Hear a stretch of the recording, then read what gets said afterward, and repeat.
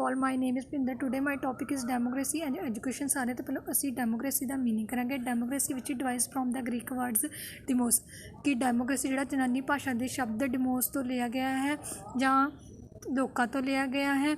As government in which the supreme power is vested the people, कि सरकार जिसकी परम शक्ति जी लोगों पर निर्भर करती, भाव कि लोगों को दी जाती है। Again the definition Abraham Lincoln के अनुसार की आ democracy is government of the people by the people and for the people, कि लोकतंत्र जी लोगों द्वारा तो लोगों लिए सरकार होंदी है। उस तो बाद अगेन द डेमोक्रेसी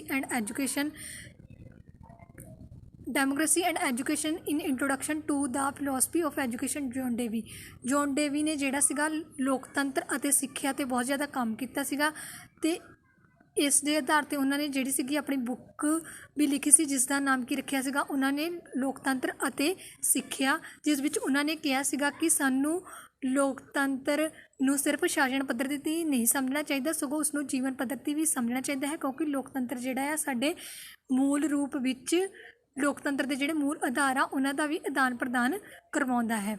उस तो बाद अगे आंदा है फीचर्स ऑफ डेमोक्रेटिक एजुकेशन, भाव कि लोकतंत्री एजुकेशन दीयां विशेषतावां किहड़ियां-किहड़ियां हन। पहला है डेमोक्रेसी फिलोसफी ऑफ एजुकेशन, सिक्ख्या दा लोकतंत्री दर्शन। सिक्ख्या दे लोकतंत्री दर्शन विच सारे व्यक्ति सारे लोगों को की समझना चाहिए है समानता ते जिहड़े आ ओह लोकतंत्र का जिहड़ा दर्शन है, सिक्ख्या दा लोकतंत्र का जिहड़ा दर्शन है वो समानता के आधार तो होना चाहिए, भाव कि लिंग जाति धर्म का विकृता नहीं करना चाहिए। अगे हैगा एम ऑफ डेमोक्रेटिक एजुकेशन, भाव कि लोकतंत्री सिक्ख्या के उद्देश्य की होने चाहिए, उन्होंने समाजिक कारकुशलता होनी चाहिए हैं, और की होना चाहिए है लोकतंत्री नागरिकता का विकास करना चाहिए है, और शख्सियत का जोड़ा विकास होना चाहिए है।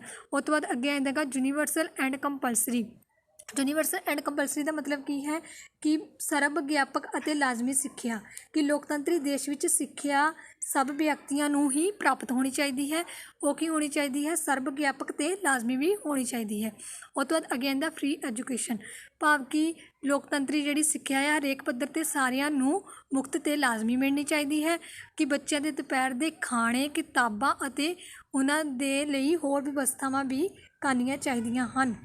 उस तो बाद अगे आंदा है boards based education. Boards based education का मतलब क्या है विशाल और विज्ञापक आधार की भी जी सिक्ख्या होनी चाहिए है, भाव कि सिक्ख्या बच्चों लिए होंगी है ना कि बच्चा सिक्ख्या लिए। सिक्ख्या जी बच्चों दी रुचियां देखती है, ठीक है, रुचियां देखती है, होर की देखती है योग्यतावां ते प्रवृत्तियां दे अनुकूल बनाती है। सिक्ख्या जी बच्चों दी सिक्ख्या जी बच्चों दी रुचियां लोड़ां अते उसनूं की करती हैगी आ प्रवृत्तियां उसदियां योग्यतावां ते प्रवृत्तियां दे अनुकूल बनाउंदी है। उस तो बाद अगे आएगा child centre education. Child centre education का मतलब की आ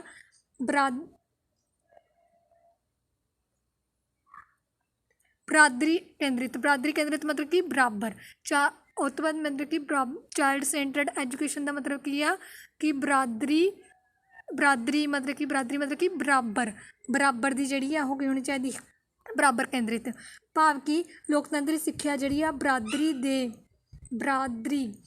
भाव कि बराबरी दे समाजिक वातावरण नाल संबंधित होनी चाहिए, भाव कि सारिਆਂ लिए बराबर होना चाहिए है, सारिਆਂ नूं बराबर की जी सिक्ख्या दी जानी चाहिए है। उस तो बाद अगे आंदा है कम्यूनिटी सेंटर्ड भाव कि सभ्याचार ते विधारत होनी चाहिए है, जिस विच सभ्याचार दे दोहां पक्षां दा विशेष ध्यान रखा जाता है।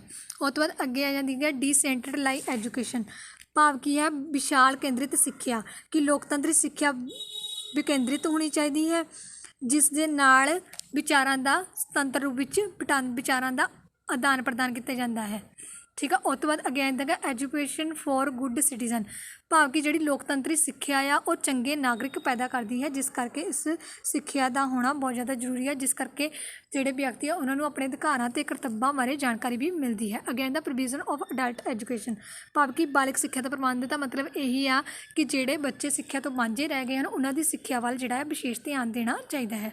अगे needs and importance of education for democracy, मतलब कि यही आ कि नीड्स सानू जरूरत कातों आ ते इहदी महत्ता की आ एजुकेशन फॉर डेमोक्रेसी की, भाव कि लोकतंत्री सिक्ख्या की महत्ता यह आ कि जेकर साडे विच चेतना मतलब कि राजनीतिक चेतना ही ना होई तो असीं समाजिक समस्यावां ही नहीं समझ सके तो फिर वो उत्थे लोकतंत्र जिहड़ा आ वो केवल नाम का ही होवेगा।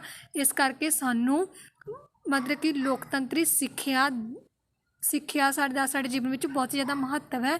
ਇਹ ਸਾਡੇ ਵਿੱਚ ਕੀ ਪੈਦਾ ਕਰਦੀ ਹੈ, ਰਾਜਨੀਤਿਕ ਚੇਤਨਾ ਵੀ ਪੈਦਾ ਕਰਦੀ ਹੈ, ਸਮਾਜਿਕ ਸਮੱਸਿਆਵਾਂ ਬਾਰੇ ਵੀ ਸਾਨੂੰ ਪਤਾ ਦਿਵਾਉਂਦੀ ਹੈ, ਜਿਸ ਕਰਕੇ ਮਤਲਬ ਕਿ ਸਾਡੇ ਹਰੇਕ ਪੱਖ ਦੇ ਪਹਿਲੂ ਨੂੰ ਜਿਹੜੀ ਹੈ ਪ੍ਰਭਾਵਿਤ ਕਰਦੀ ਹੈ, ਜਿਸ ਕਰਕੇ ਸਾਡੇ ਜੀਵਨ ਵਿੱਚ ਇਸ ਦਾ ਬਹੁਤ ਜ਼ਿਆਦਾ ਮਹੱਤਵਪੂਰਨ ਇੰਪੋਰਟੈਂਟ ਰੋਲ ਪੈਦਾ ਕਰਦੀ ਹੈ। ਉਸ ਤੋਂ ਬਾਅਦ ਅੱਗੇ ਆਉਂਦਾ ਦਾ functional relationship of democracy and education. ਠੀਕ ਆ, ਇਹਦੇ ਵਿੱਚ ਕੀ ਆ, ਇਹਦੇ ਵਿੱਚ ਹੈਗਾ ਆ ਕਿ ਲੋਕਤੰਤਰ ਅਤੇ ਸਿੱਖਿਆ ਸਹਿ ਸੰਬੰਧਿਤ ਤੇ ਪਰਸਪਰ ਪਰ ਨਿਰਭਰ ਕਰਦੇ ਹਨ। ਲੋਕਤੰਤਰ ਕਈ ਢੰਗਾਂ ਦੁਆਰਾ ਸਿੱਖਿਆ ਨੂੰ ਅਤੇ ਸਿੱਖਿਆ ਲੋਕਤੰਤਰ ਨੂੰ ਪ੍ਰਭਾਵਿਤ ਕਰਦੀ ਹੈ। ਕਈ ਢੰਗਾਂ ਦੁਆਰਾ ਲੋਕਤੰਤਰ ਸਿੱਖਿਆ ਨੂੰ ਪ੍ਰਭਾਵਿਤ ਕਰਦਾ ਹੈ, ਪਲੱਸ ਸਿੱਖਿਆ ਵੀ ਜਿਹੜੀ ਹੈ ਲੋਕਤੰਤਰ ਨੂੰ ਪ੍ਰਭਾਵਿਤ ਕਰਦੀ ਹੈ। ਅੱਗੇ ਆਉਂਦਾ ਹੈ effects of education in democracy, ਭਾਵ ਕਿ ਲੋਕਤੰਤਰ ਉੱਤੇ ਸਿੱਖਿਆ ਦਾ ਪ੍ਰਭਾਵ ਕੀ ਹੈ। ਨੰਬਰ 1 ਤੇ democracy as a result of education, ਕਿ ਲੋਕਤੰਤਰ ਸਿੱਖਿਆ ਦਾ ਸਿੱਟਾ ਆ। ਅਸਲ ਵਿੱਚ ਲੋਕਤੰਤਰ ਨੂੰ ਅਸੀਂ ਸਿੱਖਿਆ ਤੋਂ ਵੱਖ ਕਰਕੇ ਨਹੀਂ ਰੱਖ ਸਕਦੇ। ਕਿਉਂ ਨਹੀਂ ਰੱਖ ਸਕਦੇ? ਕਿਉਂਕਿ ਅਸਲ ਵਿੱਚ ਹੀ ਲੋਕਤੰਤਰ ਕੀ ਹੁੰਦੀ ਹੈ, ਸਿੱਖਿਆ ਦਾ ਸਿੱਟਾ ਹੁੰਦੀ ਹੈ। ਅੱਗੇ organ and convention of democracy ideals, ਕਿ ਲੋਕਤੰਤਰੀ ਆਦਰਸ਼ਾਂ ਦੀ ਉਤਪਤੀ ਤੇ ਸੁਰੱਖਿਆ। ਲੋਕਤੰਤਰੀ ਆਦਰਸ਼ਾਂ ਦੀ ਉਤਪਤੀ ਤੇ ਸੁਰੱਖਿਆ, ਕਿ ਲੋਕਤੰਤਰ ਆਪਣੀ ਸਦਾਚਾਰਿਕ ਨਿਯਮਾਵਲੀ ਵਿੱਚ ਕੁਝ ਵਿਸ਼ੇਸ਼ ਗੁਣਾਂ ਦੀ ਖਾਸ ਰੱਖਦੀ ਹੈ, ਗੁਣਾਂ ਦੀ ਆਸ ਰੱਖਦੀ ਹੈ, ਭਾਵ ਕਿ ਰੱਖਦੀ ਹੈ, ਆਸ ਰੱਖਦੀ ਹੈ, ਔਰ ਲੋਕਾਂ ਤੋਂ ਕੁਝ ਵਿਸ਼ੇਸ਼ ਆਸ ਰੱਖਦੀ ਹੈ, ਮਤਲਬ ਕਿ ਮੰਗ ਰੱਖਦੀ ਹੈ ਕਿ ਉਹ ਲੋਕਾਂ ਤੋਂ ਕੁਝ ਵਿਸ਼ੇਸ਼ ਕਿਸਮ ਦੇ ਗਿਆਨ ਅਤੇ ਕੌਸ਼ਲਾਂ ਦੀ ਕੀ ਕਰਦੀ ਹੈ, ਮੰਗ।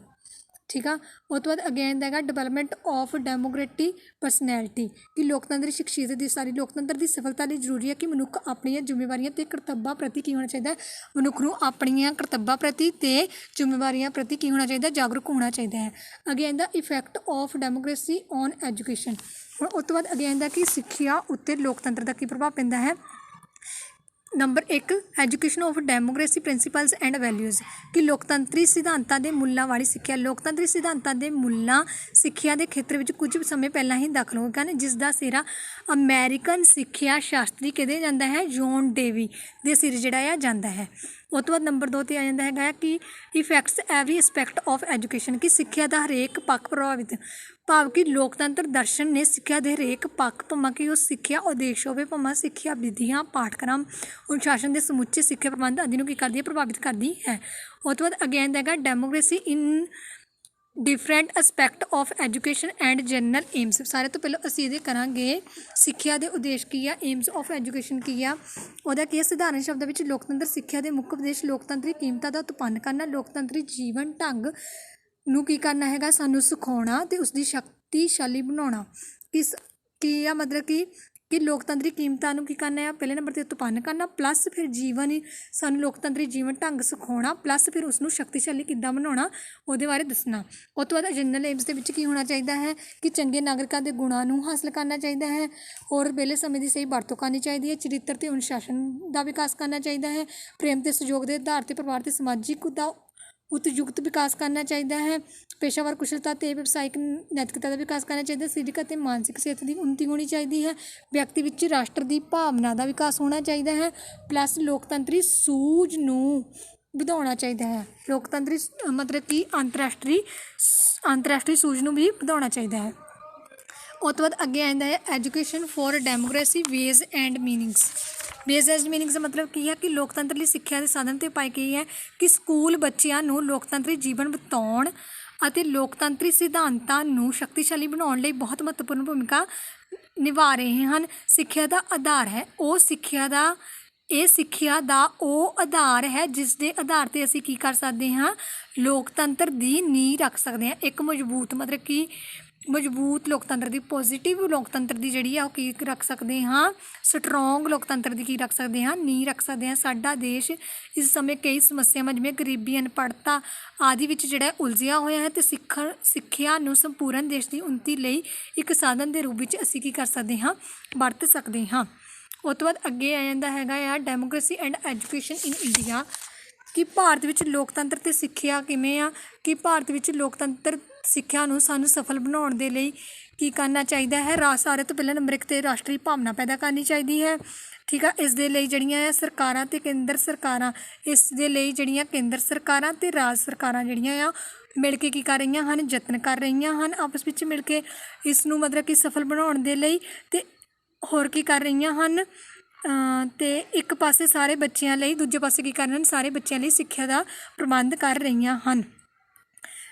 ਠੀਕ ਆ, ਜਿਸ ਇਸ ਅਜਿਹਾ ਕਰਕੇ ਅਸੀਂ ਲੋਕਤੰਤਰ ਨੂੰ ਕੀ ਬਣਾ ਸਕਦੇ ਹਾਂ, ਸਫਲ ਬਣਾ ਸਕਦੇ ਹਾਂ। ਅੱਗੇ ਆ ਜਾਂਦਾ ਇਹਦਾ ਕਨਕਲੂਜਨ ਕਿ ਡੈਮੋਕ੍ਰੇਸੀ ਹੈਜ਼ ਬੀਨ ਐਕਸੈਪਟਡ